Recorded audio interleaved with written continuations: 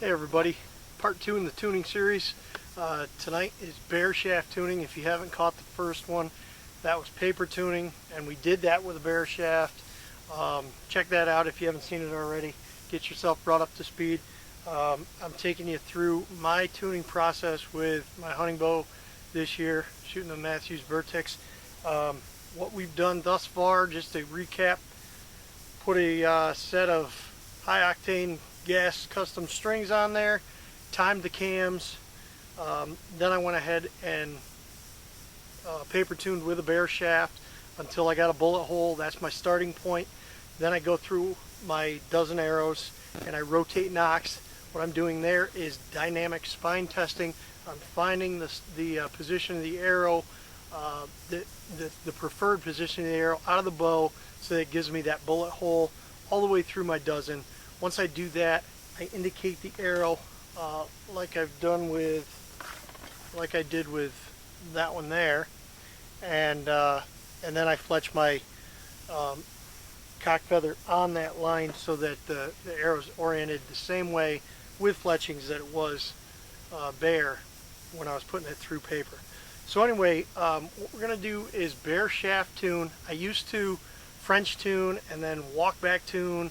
This eliminates the need for all of that. You skip all of that. I do a little bit of walk up tuning if I'm having any issue. That's essentially the opposite of walk back tune. We'll discuss a little bit of that further on, a little bit later on if we need to. I doubt that's going to be the case. Generally, it isn't. So anyway, you can see that my bow doesn't have yokes. Okay, the newer Mathews don't have, well, it does, but it doesn't have a static yoke, the Y yoke that everybody's used to. If your bow has static yokes, that makes paper tuning and bare shaft tuning very simple. With paper tuning, I didn't explain this in the last video, so I want to make sure you understand this. Once you set your center shot to the manufacturer's specifications, their recommended center shot, don't move it while you're doing your initial testing. Okay, you should only move that center shot with minute increments for fine tuning after you've already gotten your baseline. So let's say you've already gotten your bullet hole. But during that bare shaft tuning and the paper tuning, you want to adjust your center shot via your yokes. So let's say you're getting a left hair out of your bow.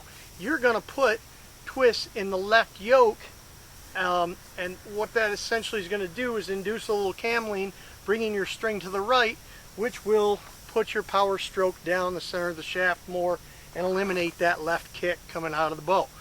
At any rate, you do the same thing, but the opposite when you're bare shaft tuning with a bow with static yokes. Okay, well, we're not going to have to worry about that because we don't have yokes here. What we would do if there was a drastic need for a movement with horizontal movement, windage was the word I was looking for, you could do a cam spacer swap. All right, move the thin top hat, in this case, on the left to the right, and the thicker one on the right to the left, and do that. But I already know that that's not necessary, because that's why I take that first step of paper tuning and get myself a bullet hole to start with. Okay, generally when you get a bullet hole to start with, you're not going to have to do anything drastic when you get to this point in time and are bare shaft tuning. So what the whole point of bare shaft tuning is to get a bare shaft to impact the same as a fletch shaft. All right, and we do that by adjusting your yokes if you have a static yoke.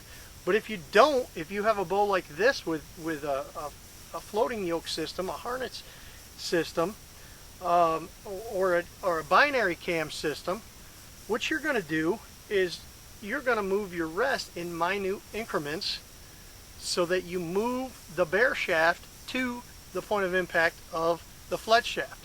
All right, and I'm going to show you right now. We're going to go ahead and shoot.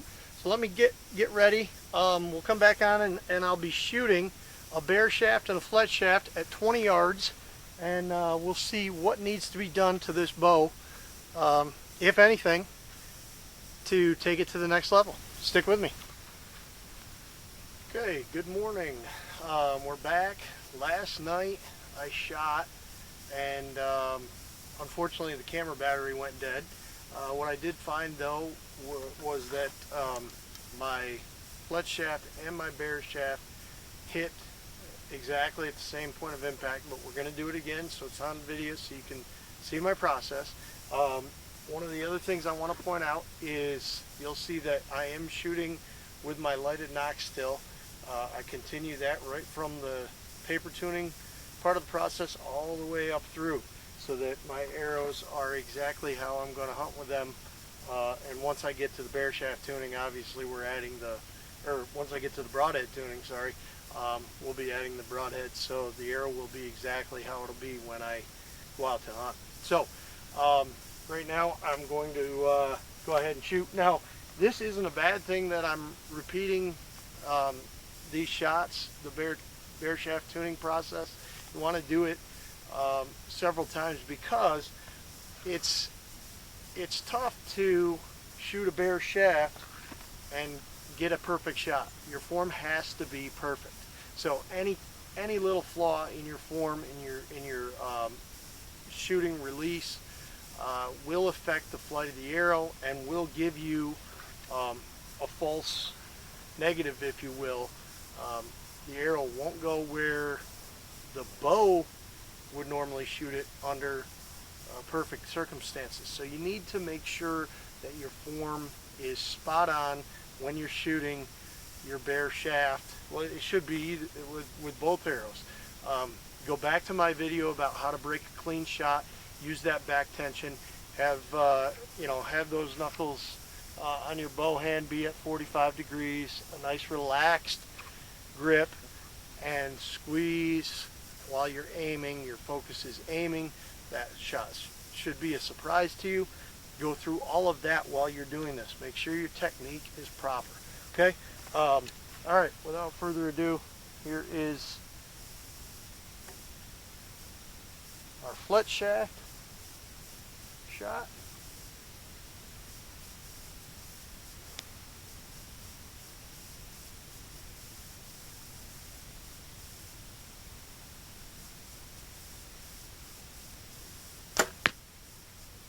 That was a pretty darn good shot. Hit the dot.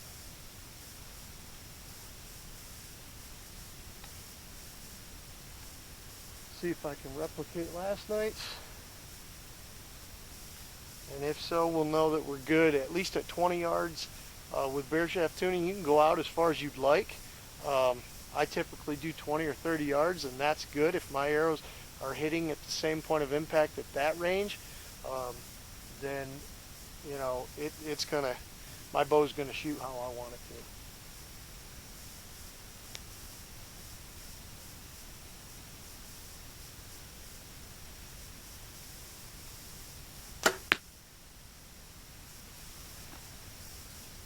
Okay.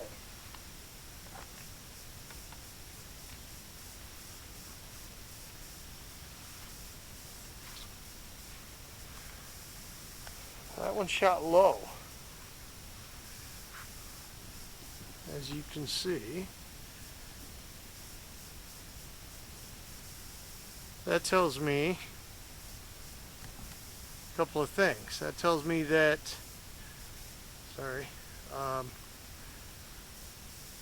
that my nock on my bear shaft is kicking high. It tells me that in order for both my arrows to impact in the same spot, I need to raise my rest a very little bit so that my bear shaft will impact with my fletch shaft. And you can see the fletch shaft is on the left. That little tiny dot on the left is where the fletch shaft hit, and my bear shaft hit almost directly underneath the dot on the right, but it's nock high. So let me go ahead and shoot that again to replicate that, because last night they hit exactly the same. So I want to make sure before I do any adjustments that that wasn't me. All right, stand by. Okay, I shot again and confirmed that my bare shaft is in fact hitting below my Fletch shaft. Um, that surprised me because we had a bullet hole uh, during our paper tuning, so I went back to the paper and shot my bare shaft through paper, and I'm actually getting a slight high tear. So this could be a couple of things. I attribute it to um, the custom strings that I had just put on the bow. They probably settled just a touch. So what we're going to do is go ahead and make an adjustment, because we need to bring that bare shaft up to the same point of impact as the Fletch shaft. Now this is where I really like a micro tune rest. I've got the new QAD MXT, and it's awesome as far as micro adjustment. All I'm going to do is move that rest up just a little bit, so we loosen it up, and it's got micro clicks. I'm going to take it up just a touch, tighten it back down, and then we're going to reshoot. Let's see where that goes. Now, you can adjust your sights. You can move them up, because obviously everything's going to go up. Your Fletch shaft's going to go up a little bit higher, or you can just use your dots as a reference point, and that's what I'm going to do at this point. So here we go. We're going to shoot again. That adjustment should bring my bare shaft up closer to my Fletch shaft, if not right where it needs to be.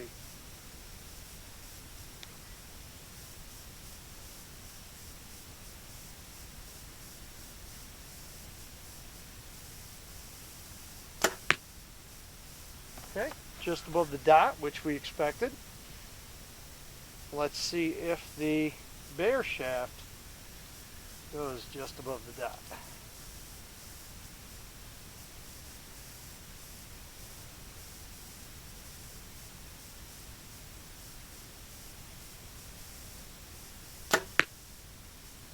Bingo.